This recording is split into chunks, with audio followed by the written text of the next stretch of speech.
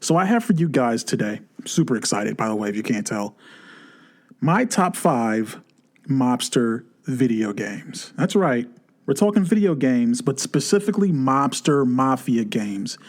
I am a lover of the Mafia stories. I am the lover of stories about the Costa Nostras, about Lucky Luciano, Dutch Schultz, about the five families, the Luciano family, the Genoveses, all that different stuff. And so I wanted to concentrate on my top 5, what I believe to be the top 5 mobster games of all time. And of course, for my top 5, the thing I'm going to do, because I'm me, is I'm going to give you an honorable mention, which makes it 6. So sorry about you guys expecting 5 and basically getting 6. Hopefully you can deal with that, all right?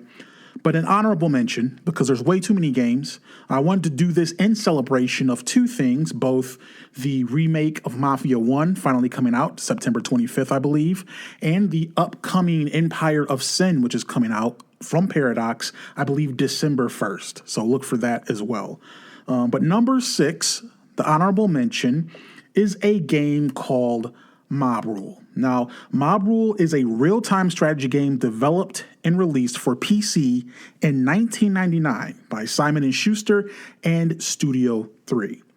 Now, the reason it is sometimes known as Constructor Street Wars is because it is the successor to the 1997 classic Constructor.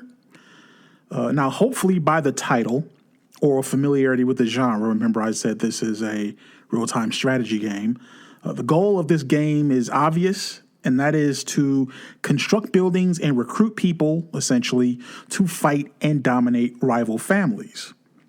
Now, the first thing that makes this title unique from the other titles that will be on this list is the tone of Mob Rule. Mob Rule is silly. It's a silly game.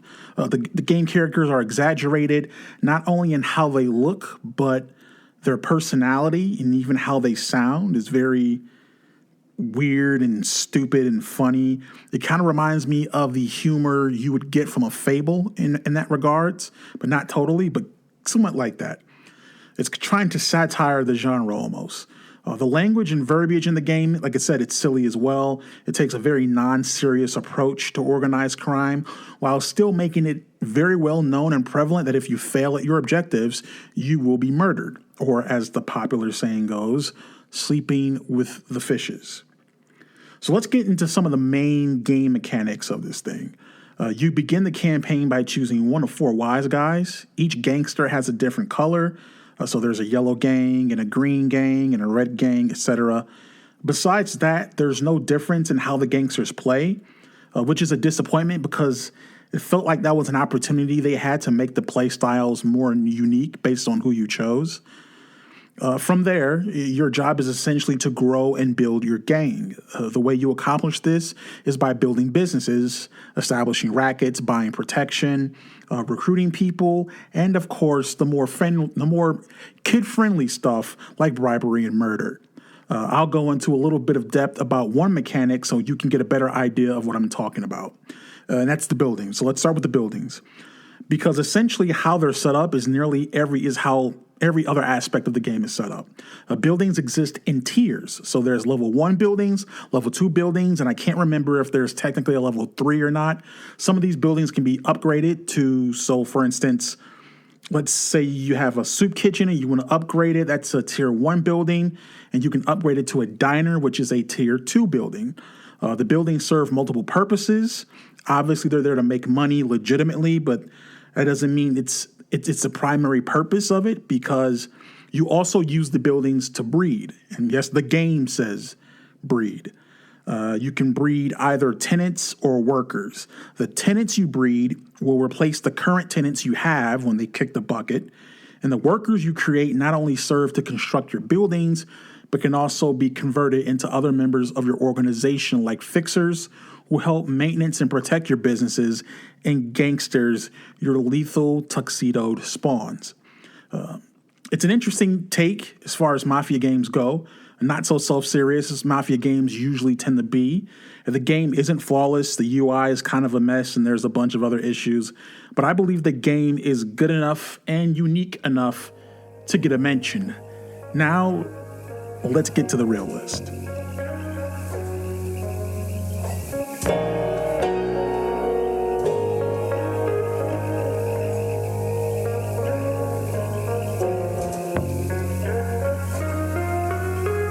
Number 5 on this list for me is The Godfather, the video game. This game was developed by EA Redwood Shores and released by Electronic Arts in 2006. Now, I'm an aspiring filmmaker and film buff, and within the realm of film, the crime drama is my favorite genre, and The Godfather is my favorite film of all time. I say this to give more context as to my glee in making this list and the glee I felt when picking up the Godfather video game for what I'm assuming was a GameStop at the time against 2006. So in this game, you assume the role of Aldo Trapani, though you can actually change the character's name to whatever you want, as you ascend the ranks of the Corleone family. We know the Corleones.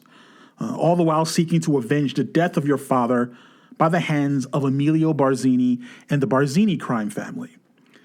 First off, yes, the Barzinis are one of the actual families from the film.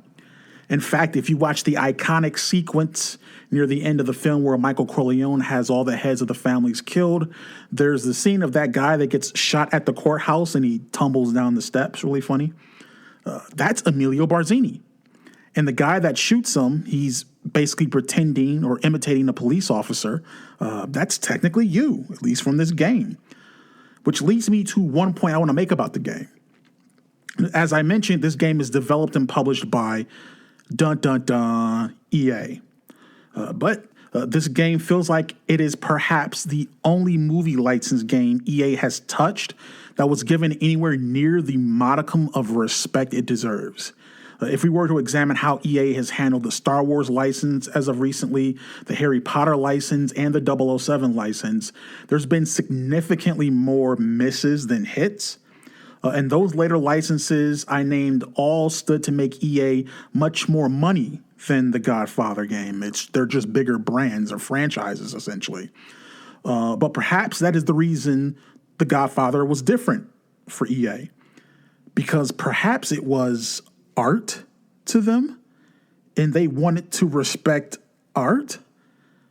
Regardless, appreciation is offered as to how they treated the Godfather license and sought to bring the player into the world of the Corleone family.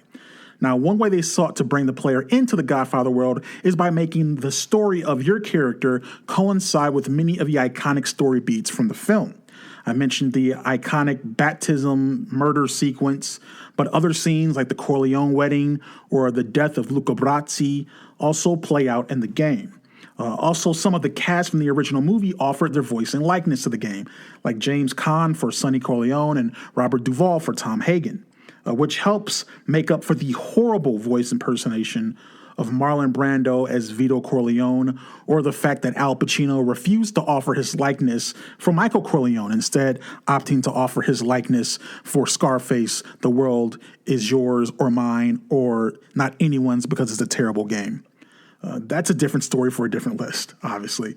Anyways, again, the attempt to respect the film and its importance to film is the highlight of this game, since everything else is run-of-the-mill.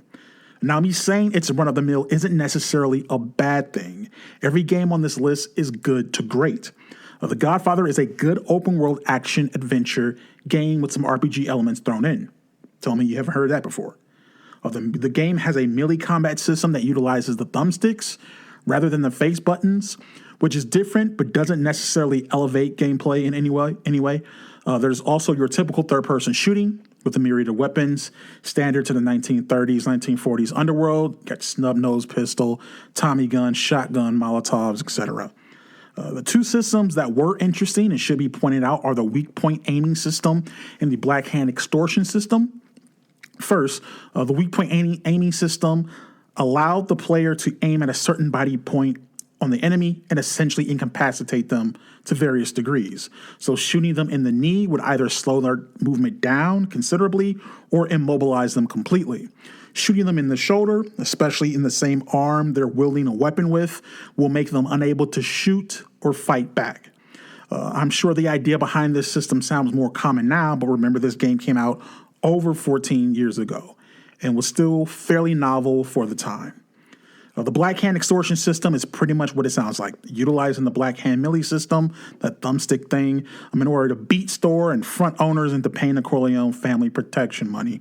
Doing this was a way for your character, not only to earn money, but obviously hurt the revenue stream of the rival families. Now, speaking of the rival families, I'll briefly touch on them. There's obviously the Corleone family, and I've already mentioned the Barzinis. Well, there are also the Dadalias, who are also from the film, the Strachis, and the Coenos. Each family owns and operates territory in a different borough of New York. So, for instance, the Corleones run Little Italy, and the Barzinis run Midtown. To win either Midtown or Manhattan. To win the game and become Don of New York, you will eventually have to destroy the compound of each of the 4 rival families. In a glorious kind of bombing sequence, by the way. It's actually pretty involved in how you eliminate them and eliminate their compounds, which again is appreciated, very much so, appreciated. Lastly, I'll touch on, before I get on to my other point, I want something else about the families. Another note about them is that each of the families are denoted a specific color, which I understand in the idea in theory, but it just looks incredibly stupid. Like the Barzini's color is this really awful poop green, and therefore every gangster that works for the Barzini family is wearing this poop green color. It's not Gucci. It's not good at all. If they maybe just restricted the colors to the ties or hats and not the whole outfit, it might be better. But walking around a game where that seeks to emulate the underworld with some realism and being greeted by a hood in an all blue suit or an all red suit, it sticks out like a sore thumb in a very wrong way.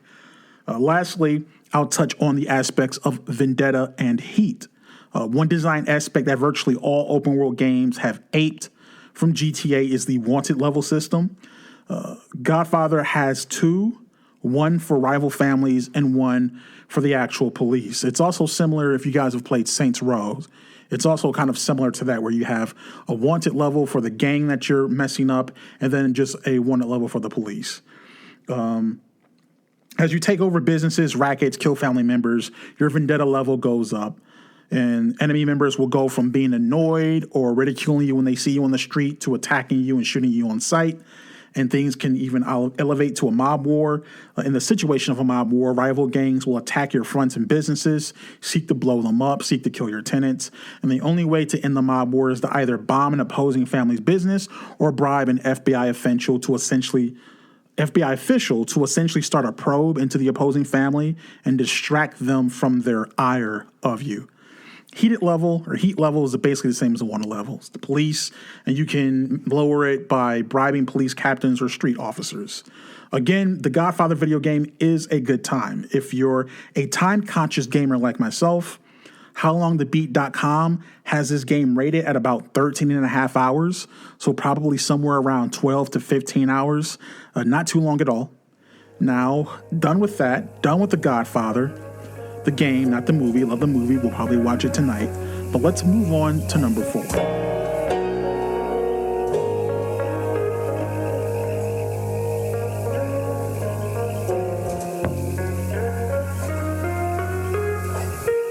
Now, this is a list about Mobster games. Therefore, it was only a matter of time before the Mafia franchise made its glorious entry on to the list. Well, we have Mafia 2 clocking in at number 4. Developed by 2K Czech and released by 2K Games in 2010, Mafia 2 serves as the sequel to the gangster classic Mafia, which will obviously find residence on this list. The choice between Mafia 1 and Mafia 2's placement was actually quite different and difficult based on the fact that the games have more differences than similarities. This is partially because of the shift in game development. The trends in game design, especially of open world games, changed dynamically in the 8 years between each release, and Mafia 2 demonstrates that well. In fact, the changes we experience with time is somewhat of a theme of the game. Mafia 2 takes place in the 1940s and 1950s during the end years of the Second World War, and where massive social and cultural change was underway in America.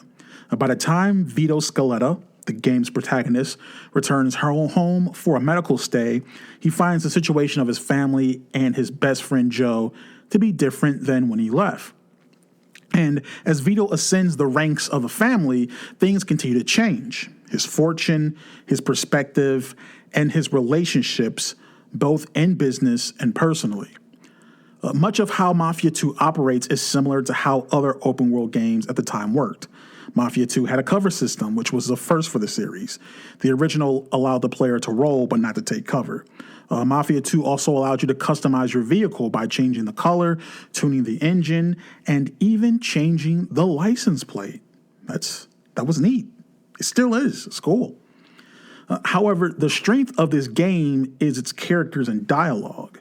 In contrast with the franchise's previous protagonist, Vito is not a good guy. He's not some down-on-his-luck schmuck that stumbles into the life of a gangster. Vito talks about how breaking your back for a straight job is, quote, for suckers. This is also a war veteran. When Vito is asked to pull a hit on a man, rather than feeling conflicted, he compares it to his experience in war.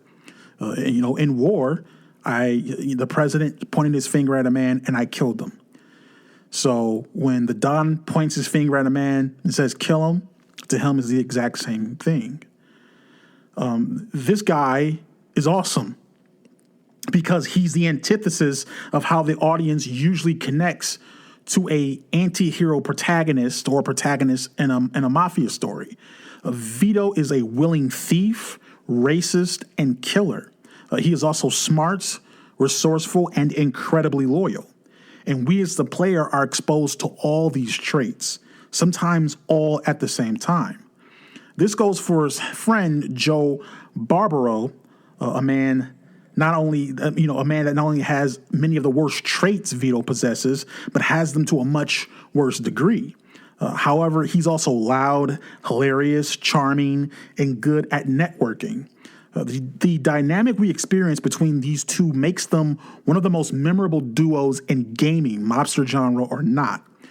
And who could forget the last cutscene of the game? The caravan of black sedans splitting at the fork in the road, taking your lifelong buddy Joe to his unknown fate. It's a classic that is highly recommended, at least from me. That's why it's number 4. Now, because this is a sequel, I don't have much to say as much to say about it as I will the original, some of the game mechanics and things like that, because it's a sequel. It's a follow-up. So it's best to say that stuff. But now, on to number 3.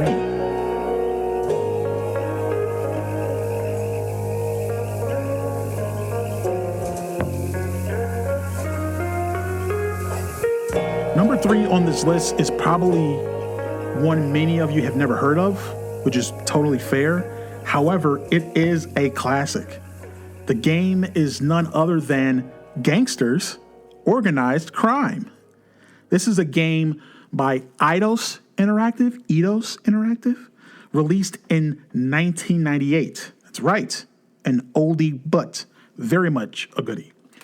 Gangsters Organized Crime sees you take control of a crime family in the fictional Chicago suburb of New Temperance during the Prohibition era, the era where organized crime gained its power. Gangsters alternates between turn-based strategy and real-time gameplay.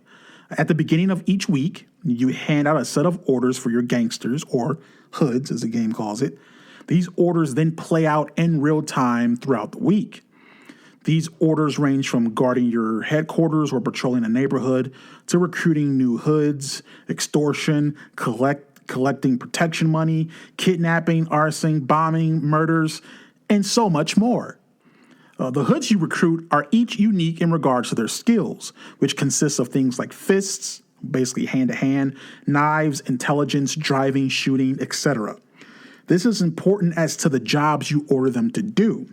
So, for instance, someone who is good with knives but bad with fists should not be sent to extort or collect protection money, as they have a higher chance of accidentally killing the schmuck you're trying to shake down. Or, again, having someone who is bad at driving be the driver for a drive-by will increase the likelihood of he and everyone else with them getting caught by the rival gang or the police. It's a wonderful design in order to keep you engaged in the recruiting process, and you can potentially hire hundreds of hoods. So each one is important to the strength of the family and how you structure it. Some of these hoods you can eventually, promote to lieutenants, and they'll have their own kind of little group or gang that they work with and operate and control, basically still under your stewardship, your greater control. But so it's really important how you comprise your hoods, who you choose to promote to lieutenant, and basically who is within their group. So you also may be wondering, though, what's the point of the game? Well, there's 3 ways you can win. And there's going straight, becoming mayor, or domination. So let's start with domination, as it's the most self-explanatory. Domination is the simplest to understand and the most difficult to execute. Because simply, domination is you whack all the opposing family in New Temperance. You just take them out. Right? You go straight Michael Corleone at the end of Godfather on them. Everything is either owned by you or burnt to the ground, and every hood either works for you or currently resides in the city's cemetery. The second win condition is being elected mayor. A little bit more complexity here.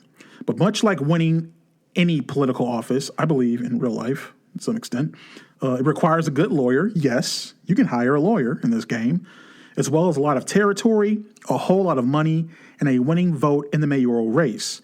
This requires that the people of New Temperance like you enough to vote for you, which can be achieved with lower prices for protection, better relationships with the police, and seeking to solve issues with rivals in ways that don't include violence, or at least a lot less than usual. The third win condition is going straight. This means basically taking all that illegal dough you were making and investing it in legitimate businesses. When all your businesses are the legal kind of business, you can push the gangster life to the side. This, of course, is made difficult by the fact that your rivals have no interest in going straight and care very little of the fact that you want to. They'll still seek to extort, bomb, and kill your hoods and business tenants. This violence can lead to problems with the police, which needs to be at a 0 in order to achieve the going straight condition. Now, I briefly mentioned hiring a lawyer. Well, you will have to hire an accountant in the game as well. Not only do you need to have skilled people on the grounds, talking about your hoods and lieutenants, but your lawyer and accountant need to be good as well. The lawyer helps with bails for your hoods and deals with the police, bribes and stuff like that. And your accountant helps with the books, making sure the money from your illegal businesses look legitimate, so you aren't pinched by the IRS for tax evasion. Remember, that's how they got old Capone boy. Gangsters' organized crime is a unique gangster sim. The very fact that it's a gangster sim makes it almost one of a kind. And essentially, it sees that you take control of almost every aspect of a criminal enterprise. Admittedly, this game offers an experience for a very specific type of gamer.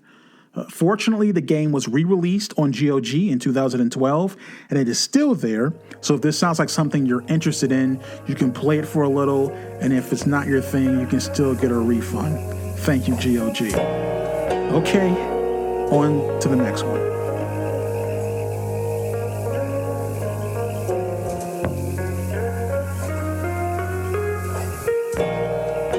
For number 2, we're going back to number 1. Mafia. The first one is the gangster opus developed by Illusion Softworks and published by Gathering of Developers in 2002. As I mentioned at the beginning of this level, this game was recently remade and stayed true to the original in nearly every way. Therefore, my assessment of the game takes into account both versions, as the things I have issues with, I still do, and the things that change are not of much note or didn't really change my opinion on where I'd rank it. Now, see, Mafia sees you take control of Tommy Angelo, a poor cab driver that, when taking a brief smoke break one night, has the fortune of joining the Salieri family fall upon him. This is because two chaps, Sam and Paulie, Salieri's men, require him to drive them away from an ambush after they crash their car trying to get away. From there, Tommy becomes involved in the family, as the opportunity to make good money is too good to walk away from. I recently read a review of the Mafia remake that questioned whether the remake of the game was necessary. That Mafia is filled with gangster cliches, both when originally released and now in its remake, and therefore it doesn't add any commentary to society today. Now, whether it needs to comment on society today is a different discussion. Personally, I think the idea that a remake needs to comment on current society to validate its existence is a bit narcissistic, but I do agree with the cliches. There are gangster cliches on top of gangster cliches in this thing. And you know what? That's exactly what we freaking wanted. Mafia is a gangster tale as old as time and was the entry point for us to live within the strangely romantic world of the Costa Nostra. Honor, loyalty, respect, and a twisted, dark vision of attaining the American dream. Mafia gave us the entryway to experience that for ourselves, even if through the eyes of some digital proxy. Now, going back to Mafia 2 for a moment, I talked about the strength of it being its characters. Well, Mafia has great characters of its own. There's Sam, the smart, serious, always thinking up the next scheme guy, And then there's Paulie, a bit of a schlub, but good-hearted. At least as good-hearted as a murdering gangster can be. Then we have the protagonist, Tommy Angelo, a down-on-his-luck cabbie that sees an opportunity and takes it, unwise as to what kind of life lays before him. Tommy is smart, thorough, thoughtful, and a kick-ass driver. He exudes this energy that leads you to believe you can trust him, which is what the boss Don Salieri quickly decides to do. The story is exceptional, a cautionary tale in what can await one who decides to join the life. The incredible highs and gut-wrenching lows of being in, quote, the family. Unlike the Formula Mini open world games have, where you start somewhere on a map and you drive to a location to begin the mission, Mafia takes you from chapter to chapter, beat to beat. It just goes from chapter 1 to chapter 2 to chapter 3. This helps propel the player in the story and does a great job of maintaining momentum until the end of the playthrough. This does, unfortunately, lower the need or desire to actually explore the game world, which was not really impressive in the original, but has been beautifully reimagined in the remake. I mean, it's gorgeous. There's people and things to do all over the place there if they gave you more of a reason to just kind of lollygag out around there. They do have, of course, the free ride option, so you can just jump into the game and dick around without having to deal with the story or anything like that, but I wish it was more organically put in the story. I wholeheartedly recommend that you experience the gangster tale of Mafia, and I recommend you do so through the remake. There's some story elements that they changed, but nothing that really changed the narrative or the themes of the story. Also, the original was made in 2002 and graphically hasn't aged well or sound well. It's kind of rough. So I put Mafia at number 2. We're like, what? Mafia? Well, Mafia is like this highly rated game, Mafia story. It's the mobsters, the quintessential Mafia story.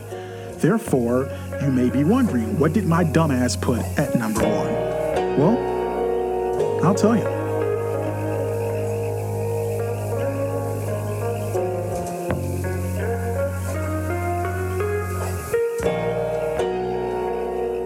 Again, The Godfather is my favorite gangster movie.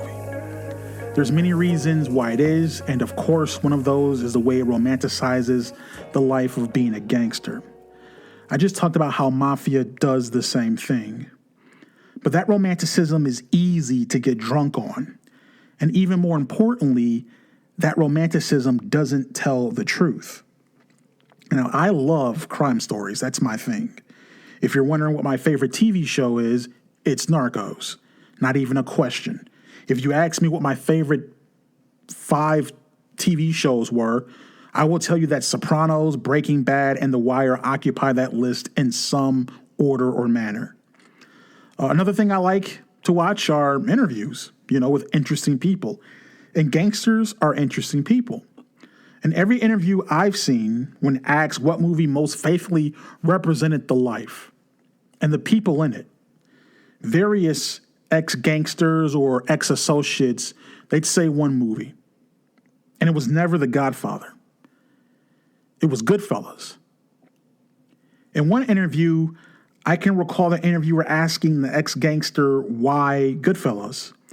And he replied, quote, because that movie showed you how fucking crazy those guys really were.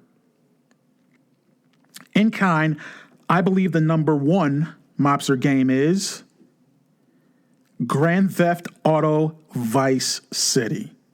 Now, I can understand if your first reaction is that Vice City isn't a mobster game. But I believe it to be as much of a mobster game as any of the ones that I've mentioned. Except just like Goodfellas, it doesn't wear the cloak of romanticism we're used to or expect. Vice City is bright, loud, colorful, and incredibly outrageous. Now, developed by Rockstar North and published by Rockstar in 2002, the same year as what? Mafia. Vice City took the standard set by its predecessor and elevated it in a myriad of ways. You assumed the role of Tommy Vercetti, voiced by none other than the silver screen's Henry Hill himself, Ray Liotta. The story starts in 1986 when Tommy is released from prison after serving some 15-odd years in jail for a sentence of murder.